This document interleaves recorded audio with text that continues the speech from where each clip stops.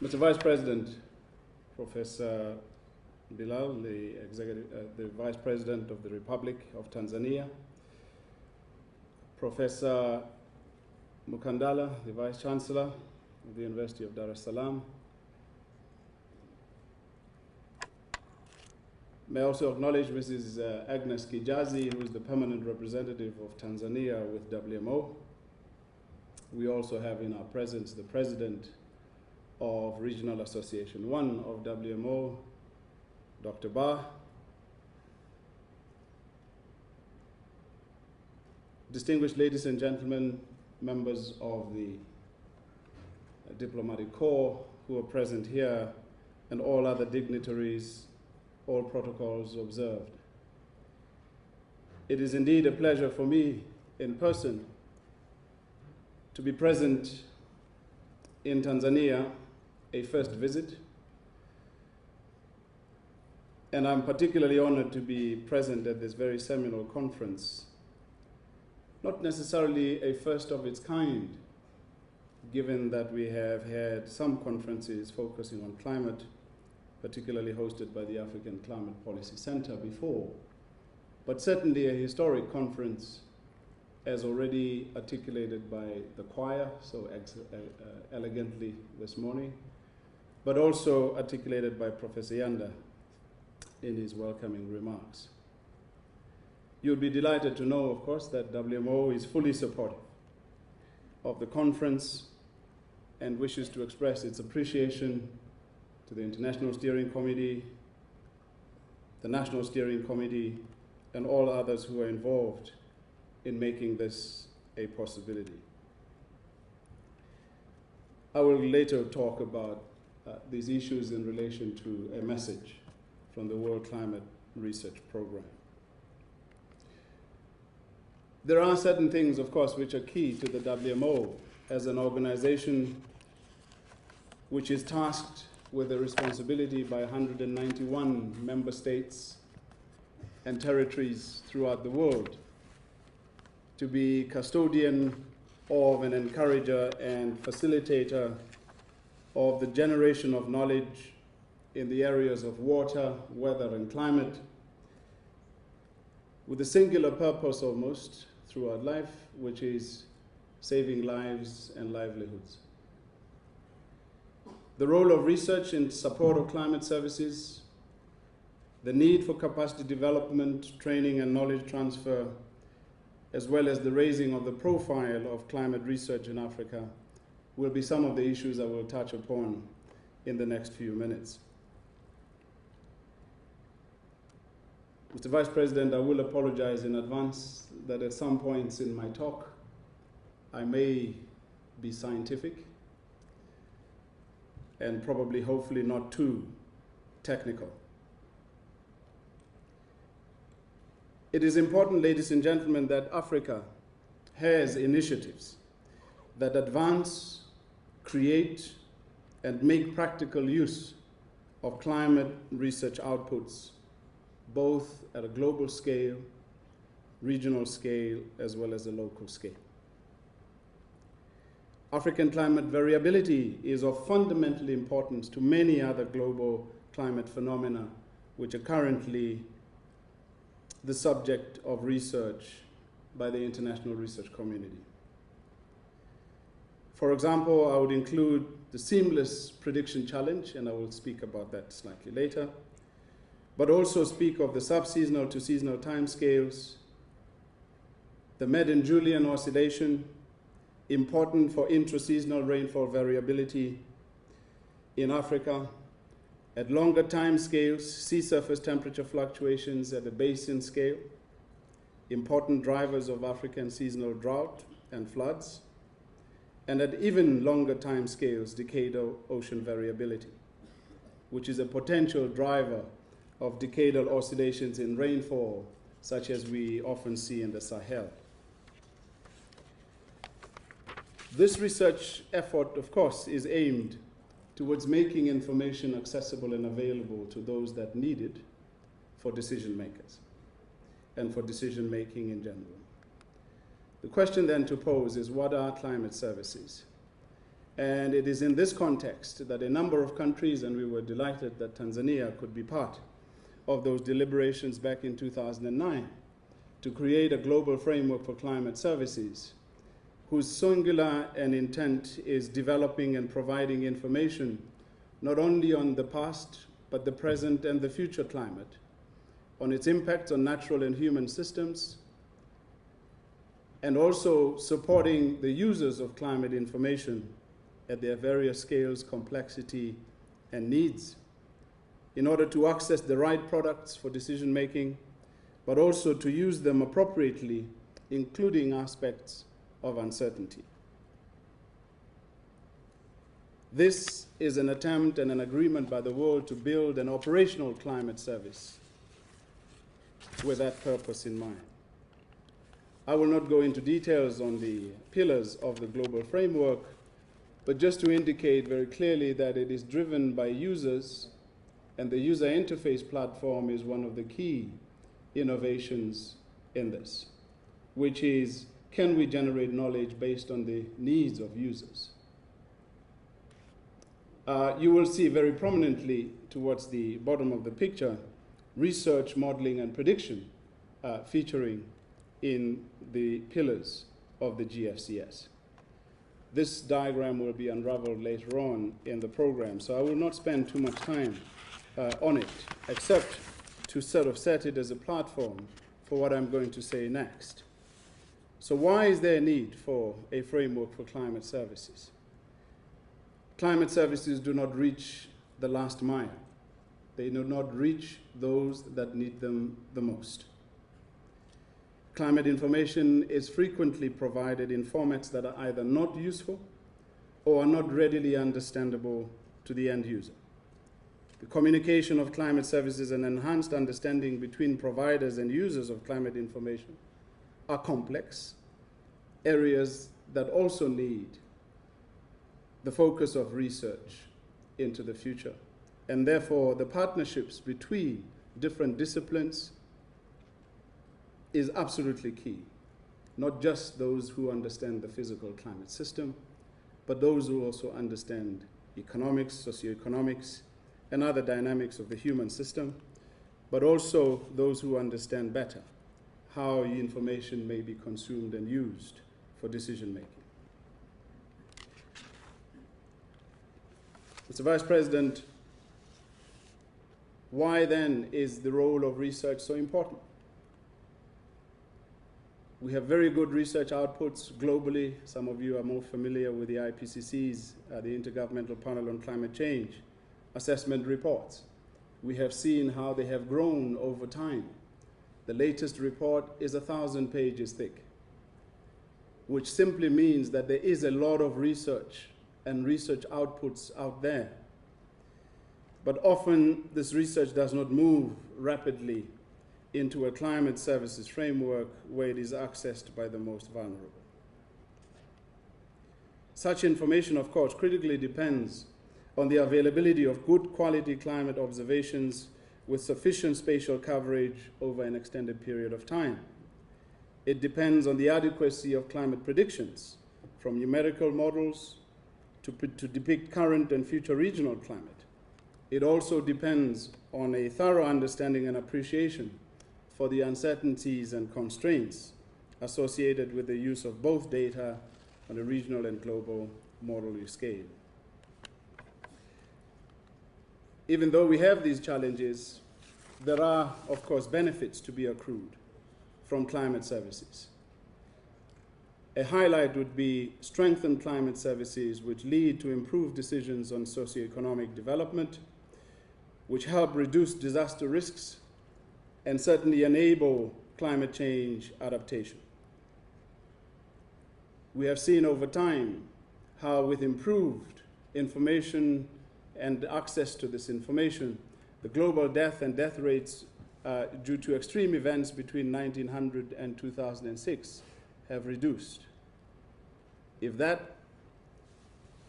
me use a contemporary example.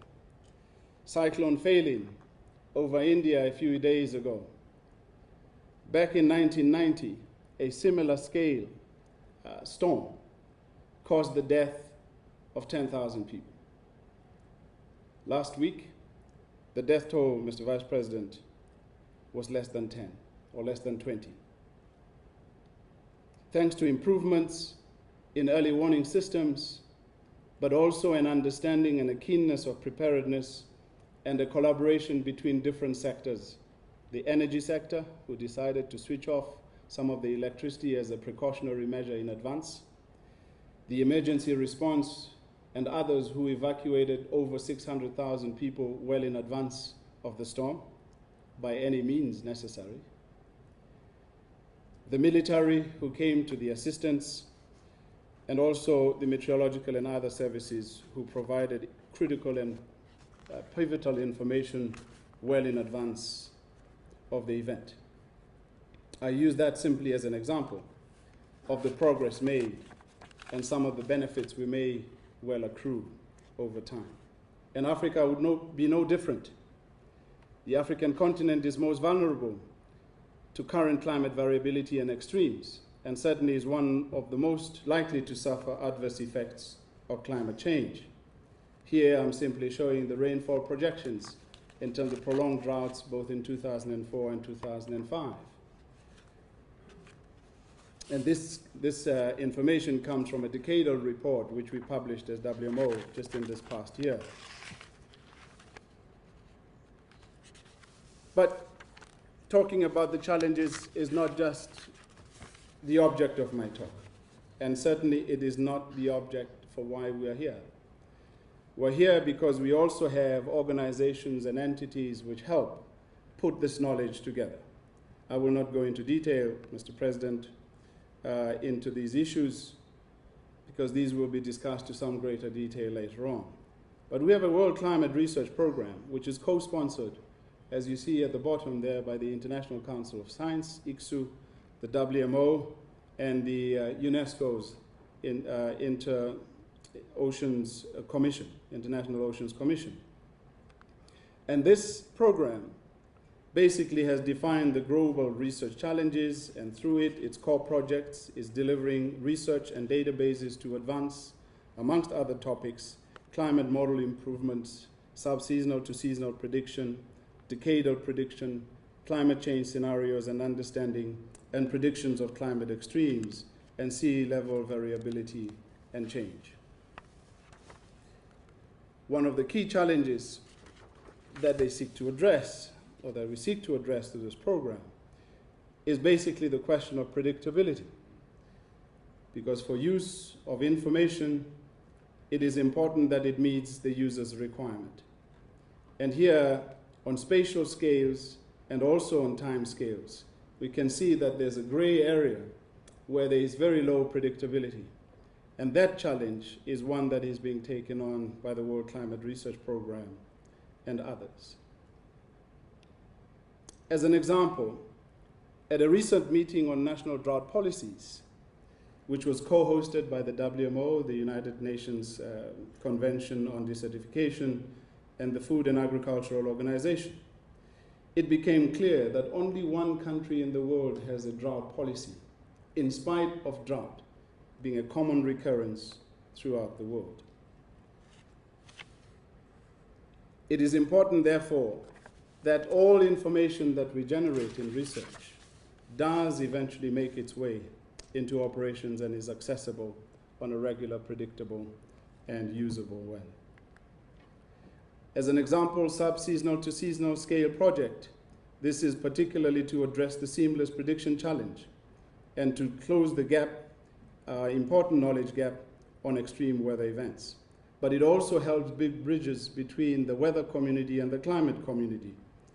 And here it is important because it again addresses the gap of predictability and interactions between the weather and climate timescales, and notably the role of tropical convention. In these initiatives, the challenge of making research results useful and easily accessible to end users, such as adaptation planners and policymakers, is explicitly recognized. Mr. President, we have had success in previous initiatives. The most popular, or well, most known product is the seasonal forecasting product, which is often discussed in regional climate outlook forums. And here we must acknowledge Africa's pioneering role in establishing the Regional Climate Outlook Forum process, and Burhani Nyenzi is in the room today as one of those pivotal people who played a role there. Through coordination of these RCOFs, the regional climate organizations in Africa have unparalleled experience in condensing climate science outputs and communicating the consensus information to leading regional users and media, which would be of great value in the process of pulling future research into use. Of course, the seasonal forecast on its own is not sufficient. And as demonstrated in this slide, those that have used this information to base their food security outlook on have used it successfully, and if further improvements, of course, can only be made into the future. Mr. President, we are here to talk also about the climate of the region and the regional climate information for decision makers. Absolutely, climate models applied over a limited area can provide information on such smaller scales which would support regional impact and assessments for adaptation purposes. This is absolutely key for the continent. I skipped the slide because it is rather dense and it does have a lot of information in it, but gives you a different perspective on how the skillful use of regional climate information, such as encouraged through the Codex project, and one of the coordinators is here in this conference and will provide more detailed information during the course of the conference. But it is important that the Climate Systems Analysis Group of the University of Cape Town, which is coordinating this African effort in analysis, that these results become very important for how we make them accessible to those that need them the most. Of course, these also serve other purposes, and we were pleased to note that a gap that was identified in AR4, the assessment report, the fourth assessment report on regional information, was able to be closed due to these efforts in the fifth assessment report released a few weeks ago.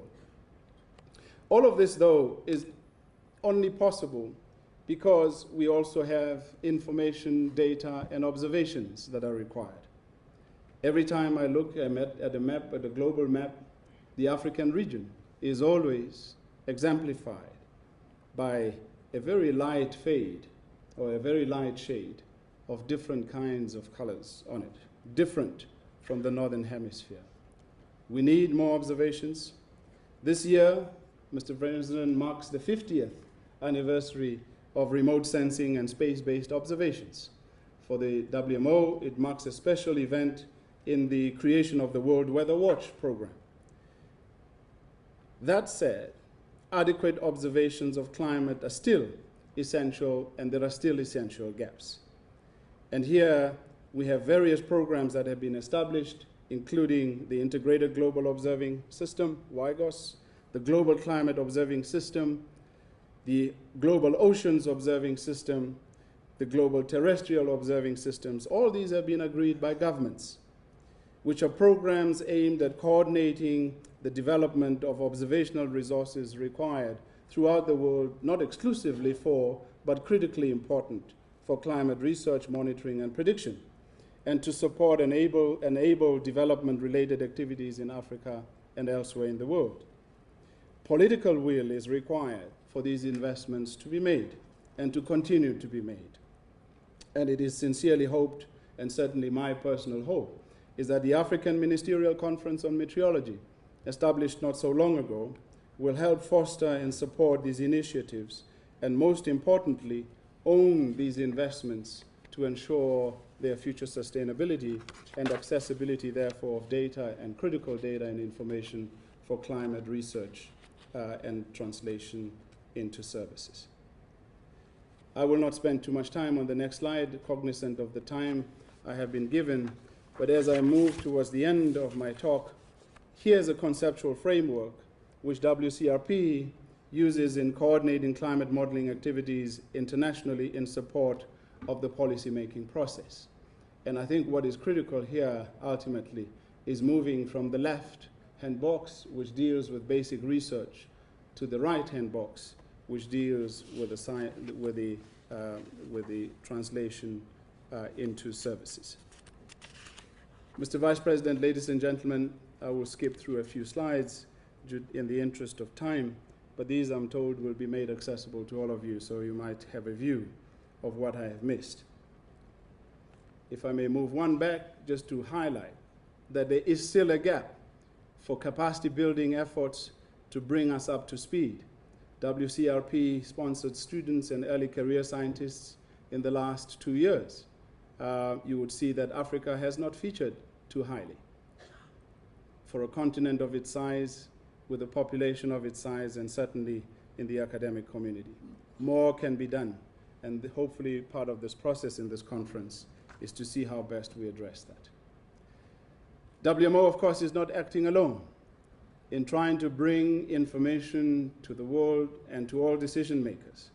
A new initiative, which was recently launched in Rio +20, is the Future Earth, which is an innovative and creative attempt to address sustainability challenges into the future. And here, WCRP and this climate community gathered here will make a very important contribution to Future Earth in the way that we are organized now, in particular to address our global understanding of environmental changes that we live with. It is a unique partnership between science organizations like the Council of Science, the Social Sciences Council is there, and others who traditionally would not have worked together, but have seen the need to come together and work together to addressing this pressing challenge of the 21st century. Mr. Vice President, let me conclude, because I was told that I should also say a few words on behalf of the WCRP Director. This conference is very important.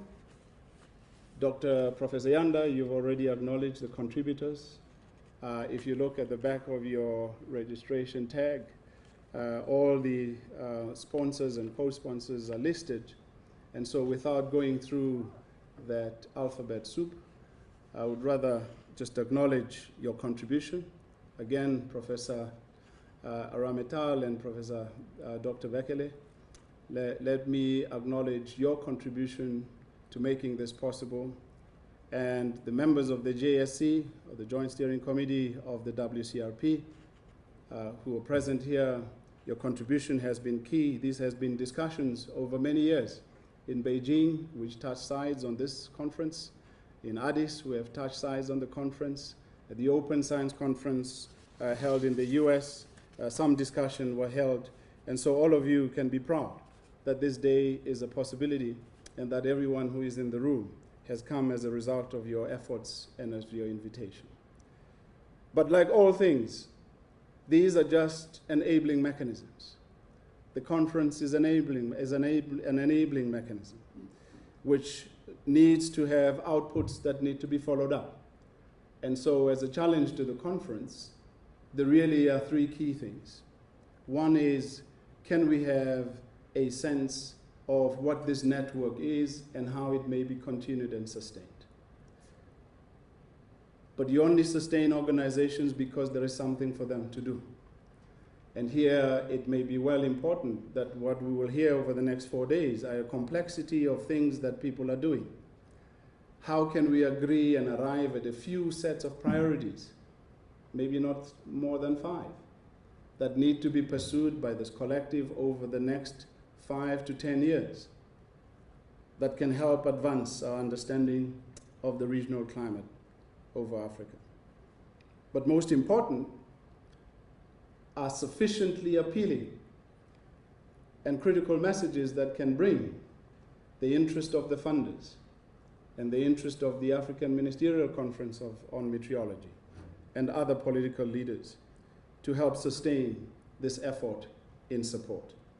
Of course, I should also acknowledge the role of the African Union, the United Nations Economic Commission for Africa. For this conference will be followed next week by another conference in Addis Ababa, which brings together policymakers and also climate scientists, with the view for preparing for COP19 of the United Nations Framework Convention on Climate Change, amongst other issues.